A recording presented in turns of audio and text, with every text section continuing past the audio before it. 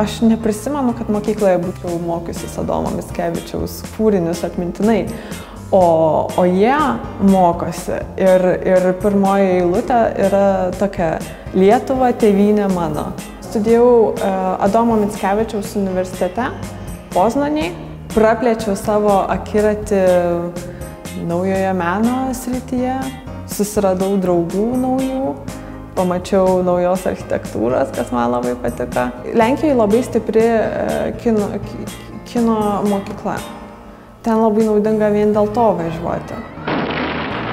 Ir aš taip pat sužinojau daug apie kiną ir apie lenkų kiną. Aplamai Lenkijoje labai švenčiamos yra tos katalikiškos šventės ir tai labai jaučiama. Ir tas atsispindi ir universiteto gyvenime. Ta prasme, buvo surengta šventė su pristatymais, supažindinimas su Lenkijos kalėdų tradicijom. Lenkija atrodė labai tolima. Nežinau kodėl, nors mes kaimynai, bet jinai tokia tolima, didelė ir nepažįstama.